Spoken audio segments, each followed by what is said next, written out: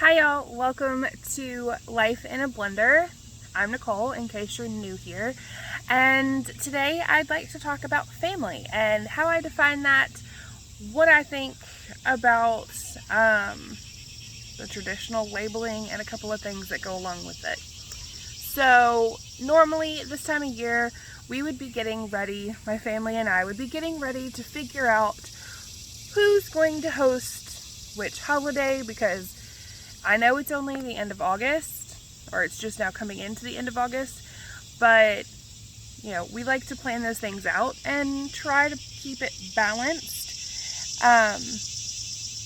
as much as possible. And we don't just have ours, we have in-laws to consider for others. So we try to think about that, try to balance that kind of stuff out.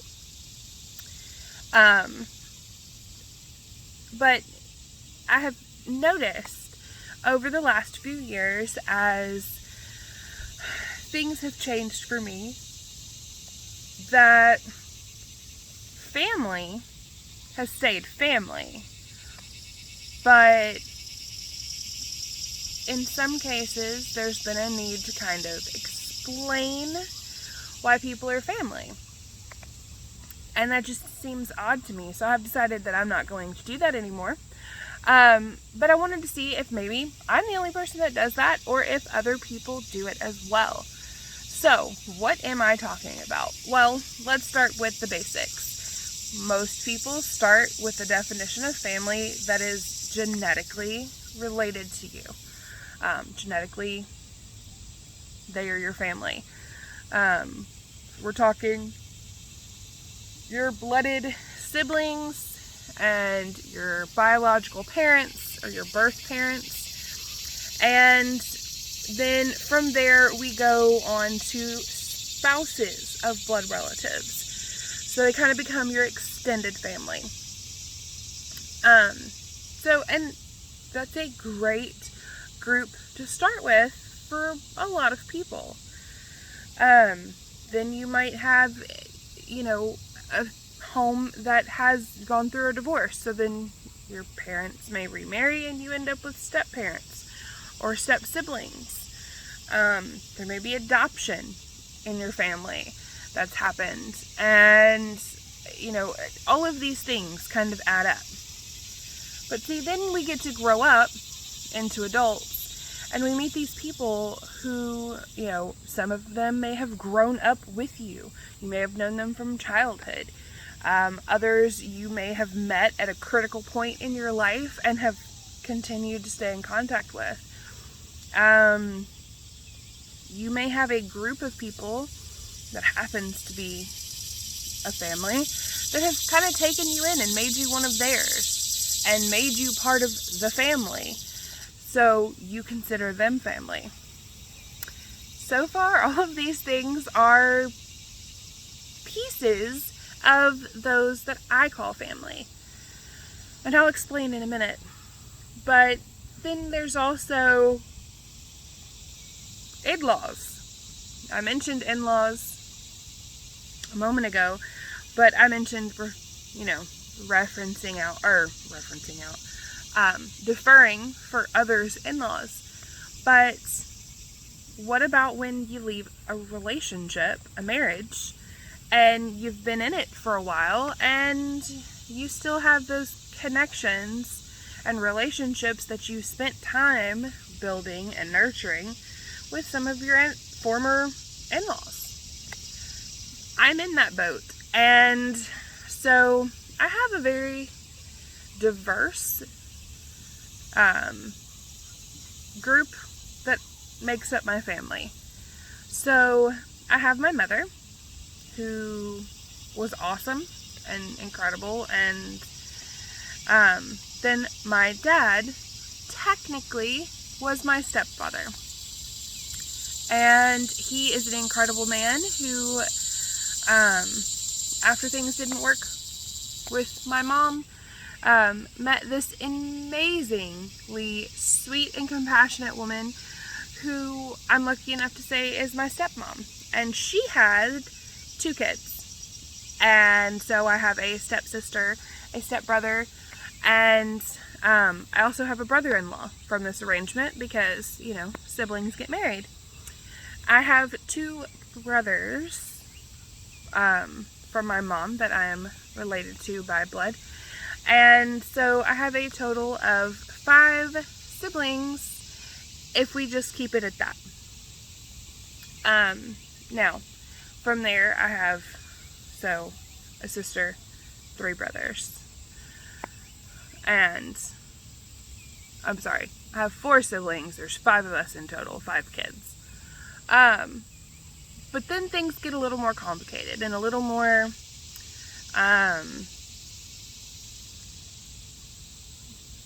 messy is a common word for it, but I don't think it's that messy. I think it's just my life, and I don't know. Life is in a blender for me sometimes, so maybe it is messy, who knows. But here's where things get interesting and a little more unique. I have family members, in-laws, former in-laws, from being married to my ex-husband. And from that, I got 2 brother-in-laws and a sister-in-law, who had passed away long before he and I were ever a thing. So I have them. And even though the relationship with he and I ended, the relationship with his siblings and I has not. And he and I are in a good place. We get along fine. And his siblings and I keep in touch. So I have them. Then I have that family that kind of claimed me as theirs, which has 6 siblings in it. They're all siblings. I've known the family for almost 21 years. Come October, I will have known the family for 21 years. And I'm part of that family, which is really awesome. And from that, several of them have gotten married, so I have all of these extra brother-in-laws or sister-in-laws, which is really cool. And let's see, then I have to also consider the fact that I have friends who are like family to me. And see, there I go justifying, but that's what it is. They're friends, technically, on paper. If the government asked me how we were related, I'd have to say, well, technically we're friends. But I have friends who are like family. So, out of this configuration, this very unique blend of people, I have a lot of siblings. And I have, thankfully, a lot of nieces and nephews out of that wonderful blend. I have 13 nieces and nephews, and that's a lot of birthdays. And they are all just incredibly sweet. So sweet. And it's insane. Like, they're all staggered in age too, which is really cool. The youngest of all of them will be a year in March, and it's awesome. I love being an aunt. I really do. I love it. I wish we all lived a little closer so I could spoil them more often, but, you know, that's just kind of life. But anyway, family for me, a lot of people will say blood is thicker than water. In some families, that's absolutely true. I have a roommate who is fortunate enough to have that, and that's awesome for him. The way that I grew up, blood is not thicker than water. And, you know, that's another way of growing up. It is what it is, as my boyfriend would say. So it just kind of is what it is. But speaking of my boyfriend, that's another section of people to consider, because the longer he and I are together and the more that we continue to build our lives together, the more I build relationships with his family, who might eventually officially be my family someday. So I have this really eclectic, eccentric group of people who are my family. And while I don't say, blood is thicker than water, what I will say is if I call you family, if I say you are my family, there is nothing that will stop me from trying to help you. There is nothing that will stop me from trying to protect you. And if you are my family, come what may, I am there. Heaven, hell, I'll move it all. Every mountain, every obstacle that I possibly can to be there for you.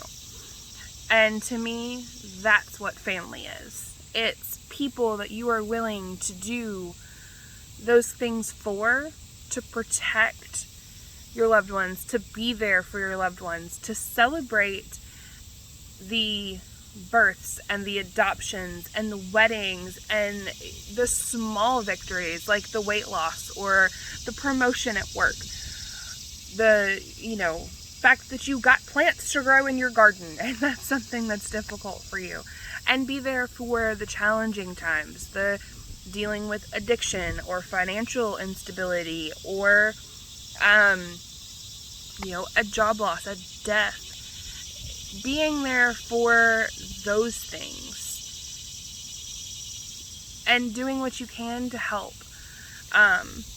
Everybody has that group of people that they're going to be there for like that, no matter what. And they may not be blood ties genetically related to you, but they're your family. They're the people you would do anything for. So I have a very large family thanks to this. And it's awesome. It's absolutely awesome. I really love having that kind of a family because since my family definition is a little more expanded than some, and I have been fortunate enough to have different family experiences. I have a multicultural, multiracial family that has given me opportunities to learn and grow and experience things that I wouldn't have before. So I have that to be thankful for. I have that to be really grateful for because, there are a lot of hardships in this life.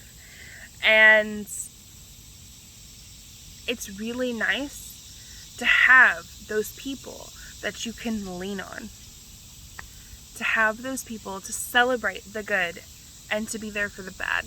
And all of the minutia in the middle. I don't know. I'm kind of rambling at this point. I'm hoping that some of this made sense. Family comes in so many different packages. And, you might have just a mom and a dad, or 2 moms, 2 dads, whatever. Or you might have been lucky enough to be in a family where you have multiple moms and dads because there are multiple relationships there. In case you don't know what that's called polyamory. And, or it happens as a result of parents divorcing and remarrying. Either way, you end up with a really strong foundation for life because you have multiple groups of people who are there for you to build that family foundation on. So, I don't know. I'm rambling again, and it's getting hot, and it's not even 9 o'clock yet. Summer in the South, y'all. Seriously. And my hair being down is not helping anything. So, I don't know. I think I've gotten my point across. To me, if I call you family, I'm going to bend over backwards and move whatever I got to move to help you if you need it. And if you don't need me to move mountains and bend over backwards to help you, I'm going to do whatever I can to help support, you know, your achievements, your goals, your triumphs, and to be supportive of those, because we need that too. We don't just need somebody there when things are good, but we don't just need somebody there when things are not so great. So I'm officially rambling, and I'm just going to say, how do you define family? Let me know in the comment section below. Do you define family as just the genetically related people, or do you have a more open interpretation? Also, I do want to say one thing, because I believe this very, very strongly, and it goes along with family, and that is, just because they are family does not mean that they have the right to treat you badly. Just because they're family doesn't mean you have to allow that. So, just a reminder, you have the right to stand up for yourself. It doesn't matter if it's your grandparent. It doesn't matter if it's your uncle or your brother. You have the right to tell them your behavior is unacceptable and you have to get your act together or you can't be in my life. It's not an easy thing to do, but it's not an easy thing to do when the person you're telling that to isn't family either. But a lot of people forget that you can do that. Or they'll say, oh, but they're family. No. That's not an excuse to be hurtful and hateful to the people that you're supposed to be, you know, caring about. So, now that I've done that little PSA, I really do hope that all of you have a wonderful, wonderful day. I'm about to go inside out of this heat, and because I'm sure you can probably tell at the moment that, like, I'm sweating and it's gross, and I'd like to stop. So, anyway, I hope that all of you have a great day, and I will see y'all in my next video. Go hug your family, text them, video chat with them, reach out to them, and let them know you love them. And I'll see you in my next video. Bye, y'all.